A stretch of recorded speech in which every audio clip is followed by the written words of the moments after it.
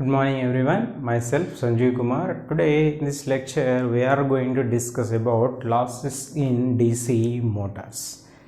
Now a DC machine can act as a motor as well as generator. So constructionally motor and generator same. So whatever the losses in generators will be same as in motors. So those losses we already discussed. That is, the major types of losses in DC motor is, first one is copper losses, second one is iron losses, third one is mechanical losses. Okay, the major types of losses in DC motors are copper losses, ohmic losses, I-square R losses. Second one is iron losses. We can also call it as a core losses. Okay. Now mechanical losses. So due to friction, windage. So these are the mechanical losses. Now again, copper losses are divided into three. That means the copper losses occurred in the three windings. So that is nothing but first one is armature. Second one is series field and third one is shunt field.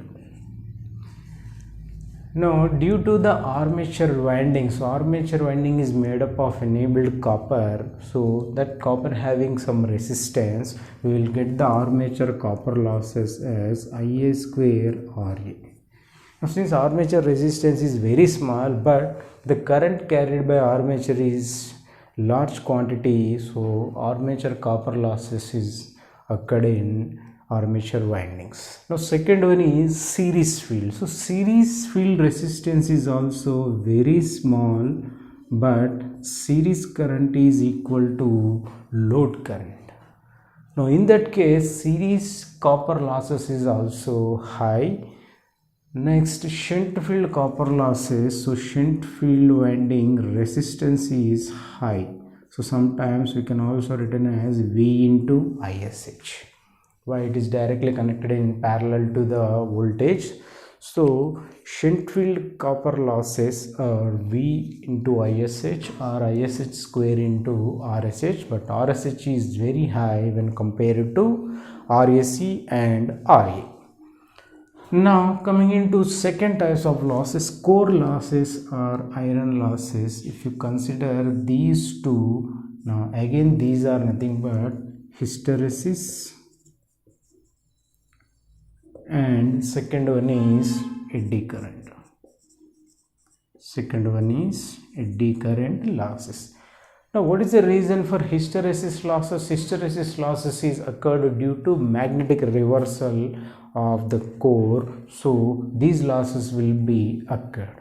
And what is the reason for eddy current losses? Eddy current losses are due to laminations, so those laminations will circulate the current, so due to those currents there is some power is going to be lost, so that's why the eddy current losses. Why? The core is not a solid core, it is made up of number of laminations, so each lamination the eddy current is going to be circulating, so that circulating we can call it as a eddy current.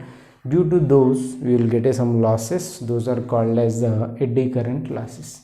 We are already having the formula for hysteresis and eddy current losses. So eta into B max square into F into T, F into V, whereas B max to the power of X. Now X varied from 1.5 to 2.5. Generally we'll consider the 1.6. Now eta is the Stimmage constant and B max to the power of X is the Stimmage exponent. Now majorly this hysteresis losses depend upon frequency of the magnetic reversal and V is the volume. So this is small v, nothing but volume of the material. Next, eddy current losses are Stimmage, this is hysteresis and this is eddy current. So B max square into F square into T square into V. Now again, what is this T? T is nothing but thickness of the material. Why this eddy current losses reduced by making the laminations. We will use a 0.5 mm thickness, so that thickness increases, eddy current losses increases. Now f square, so square times of frequency, nothing but the frequency increases, then eddy current losses are also increases. So majorly thickness is the major factor in. Now again B max square, flux density square times flux density changes, eddy current and hysteresis losses immediately changes. Now this is about iron losses or core losses. Now what about mechanical losses? So mechanical losses, again two types. So what are those? Friction and windage losses. Okay, so friction losses are nothing but due to bearings, where we are placing the segments over the brushes. So due to wear and tear, there may be some losses in the DC motors. And windage losses are nothing but due to air resistance. So if you properly not placed a machine due to air resistance, there may be a small slowdown in the speed of DC motor, so that may affect the speed of the DC motor. So that's why friction and windage losses also we are considering. Now these losses, iron and friction and windage losses, we may get direct numerically in our problems. And iron and mechanical losses, both we can call it as a stray losses. Okay, stray losses, nothing but iron plus mechanical losses, we can call it as a iron plus mechanical, you can call it as a stray losses. Okay, and we will have the some constant losses and variable losses also. Okay, so if you add the stray losses plus shunt field copper losses, then we will get the constant losses. Okay, now why I am saying shunt field losses are constant? So if you keep the flux constant at the constant speed, now the shunt field copper losses are also constant. Okay, so since the shunt field copper losses are also constant, iron and mechanical losses are also constant independent of the load. So these all losses are called as the constant losses. Now if these losses are constant, what are the variable losses? Armature copper loss and series field copper losses are the variable losses.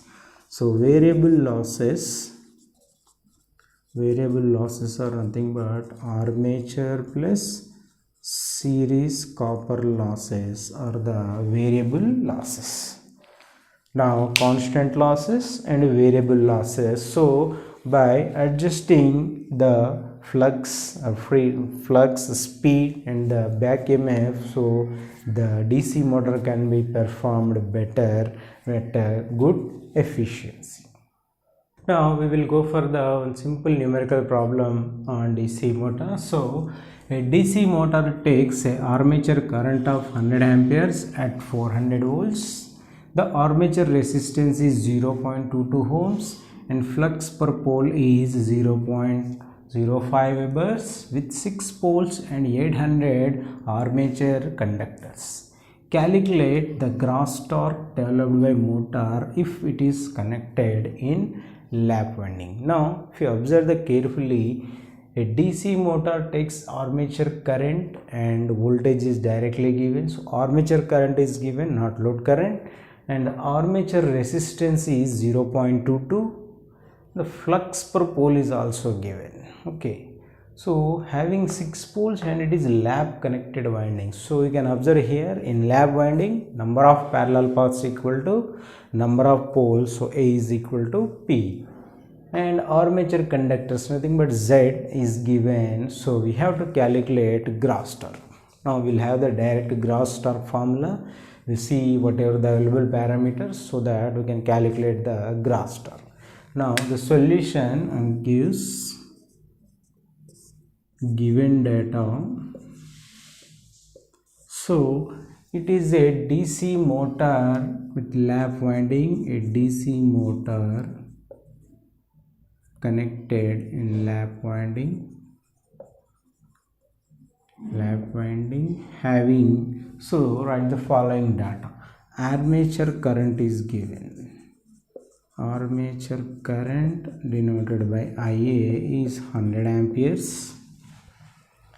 The voltage is given, so this voltage, consider it as the input voltage, is nothing but 400 volts. Okay, next armature resistance is given. Armature resistance Ra is equal to 0.22 ohms, and flux per pole is given. So flux per pole is nothing but pi is equal to 0.05 webers. Next, number of poles is given.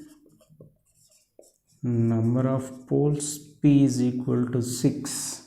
Since it is a lap winding, number of poles equal to number of parallel paths. So number of poles equal to number of parallel paths. Okay, so A is equal to P is equal to 6, since it is a lap winding. Okay, next armature conductors are given. So armature conductors Z is equal to 800, so that number of. Now for all these parameters we have to calculate the gross torque.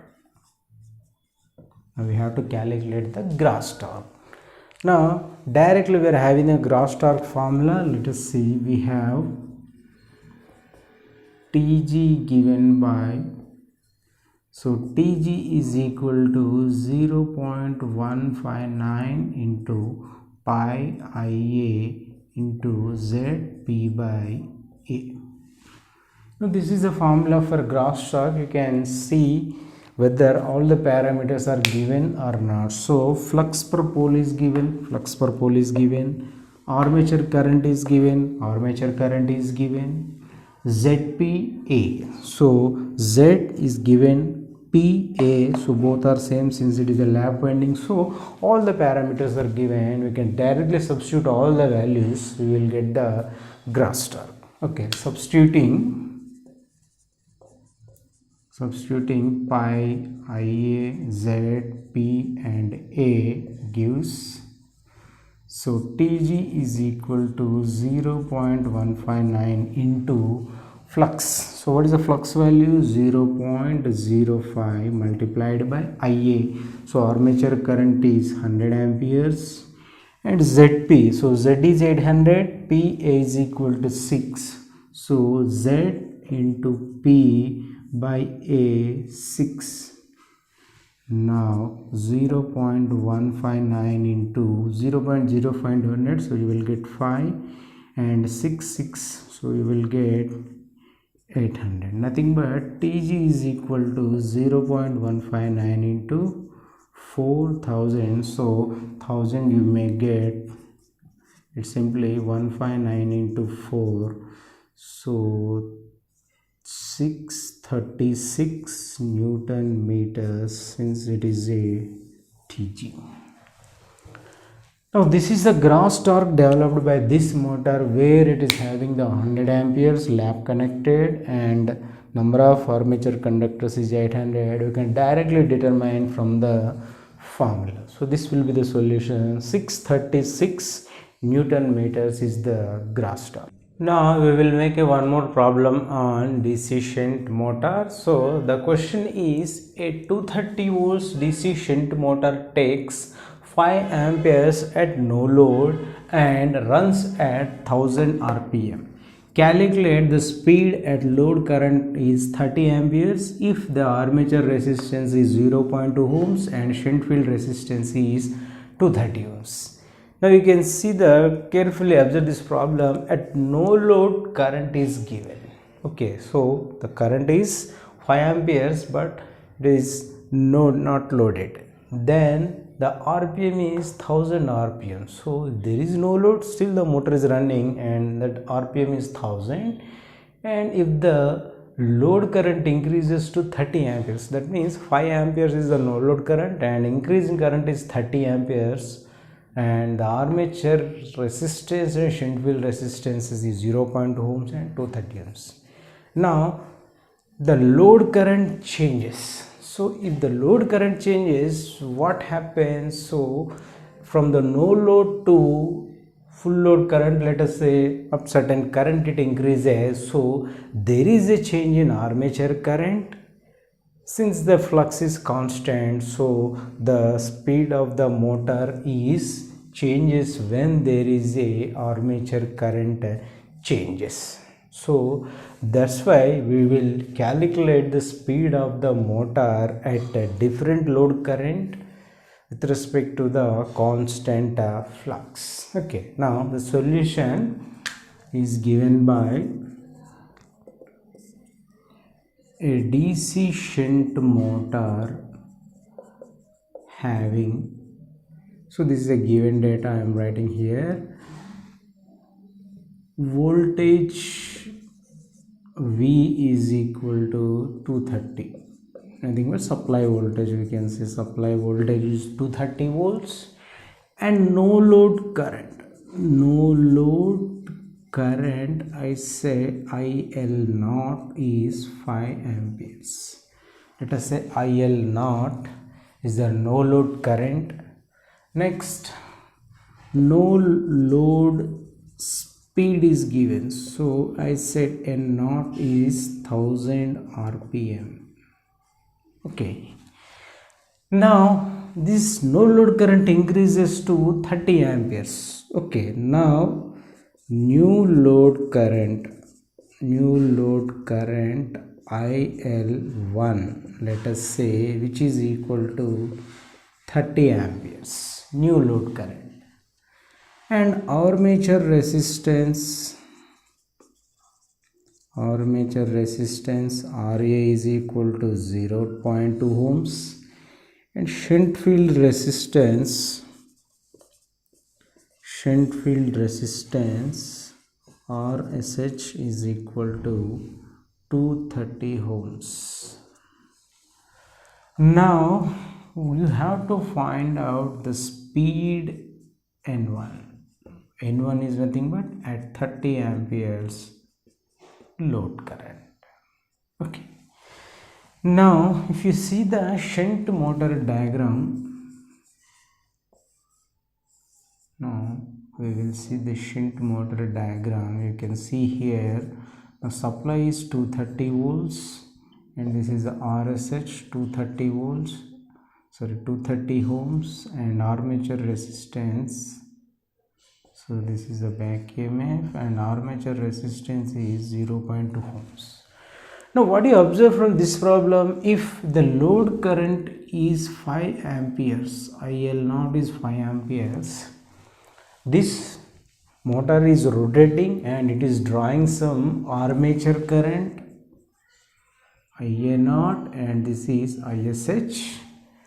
Okay, now if this load current increases to 30 amperes, now what happens? This load current increases to 30 amperes, this armature current alone changes and this shunt field current may not changes. So keeping the shunt field constant, we are rotating the motor into the another speed. So what is the relations we are getting from this?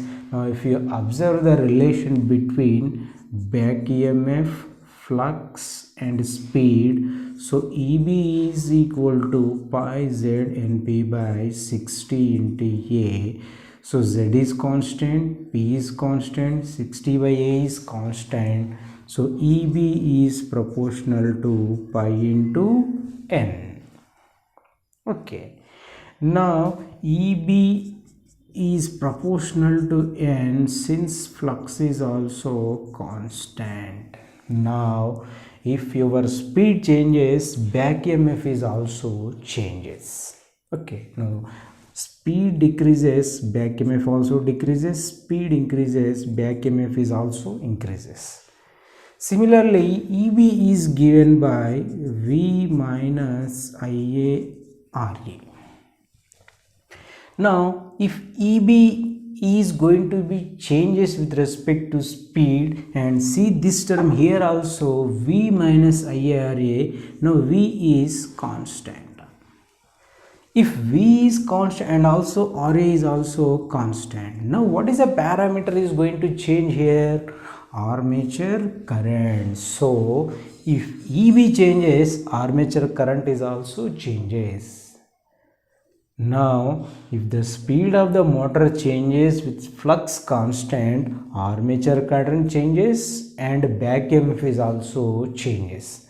Now we have to find out the back EMF at 1000 rpm and armature current also at 1000 rpm, and also the speed load current changes. Now we have to find out the new armature current and a new back EMF and the new speed. So like this we will make the analysis of DC shunt motor, then we'll go for the solution for this. So what is the conclusion of all this? Back EMF is directly proportional to speed, but back EMF not only depend upon the speed, it is depend upon the armature current also. So we have to find out new back EMF, new armature current, and no load back EMF and no load armature current. So let us calculate what is the no load back EMF and no load armature current. Okay, I am going to taking of all these. So just you have to remember, you have to image the shunt motor diagram and the current relations. Now the first case, at no load armature current and back EMF I am going to calculate. At no load, what is the armature current? IA naught is the armature current. IA naught is armature current. So armature current IA is given by IL minus ISH, so that IA naught is equal to IL naught minus ISH. Now ISH is constant, I am writing ISH only. So what is ISH value? So ISH is equal to V by RSH. Now 230 by 230 is equal to 1 ampere. Why? V is equal to 230 and shunt field resistance is also 230. So shunt field current is 1 ampere and it is fixed for the both speeds. So you keep shunt field current is 1 ampere. Now ISH is equal to 1 ampere. This is going to be constant. Now if shunt field current is 1 ampere and no load current is 5 ampere, so what is the no load armature current? So no load armature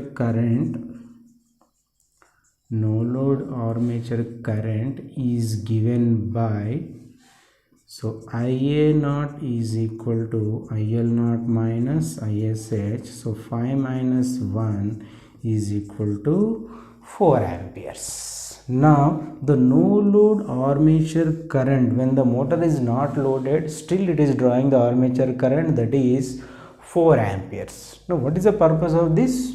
Supply the iron and mechanical losses. Okay. When it is loaded, supplies the copper losses. So IA naught is equal to 4 amperes. Then what is the no load back EMF? So no load back EMF EB is equal to V minus IA naught into RA. Now what is the V value? 230 volts. 230 minus IA is equal to 4 and armature resistance is 0.2. Now 230 minus 0.8, which is given by 229.2 is the no load back EMF. Now no load armature current and no load back EMF is determined, and we know the no load speed, that is 1000 rpm. Now we have to find out no load armature current, 30 amperes load current, what will be the armature current and what will be the back EMF, so that we can determine the speed at 30 amperes load current. Now we will move for the 30 amperes case. I am going to take off this. Okay. Now for 30 amperes, load case. Okay, now what is the second one? If load current increases to 30 amperes, nothing but now IL1 is 30 amperes. Now IL1 is 30 amperes and shunt field current is constant. So what is the value of shunt field current? 1 amperes. So IL1 nothing but load current changes, armature current also changes since the flux is constant. If flux is constant, ISH is also constant. So we have to remember this point very carefully. Shunt field current is constant until your flux is going to constant. Until and unless is given flux changes, you have to change the shunt field current, and it is a shunt motor, so flux and shunt field current is constant. Now new armature current is given by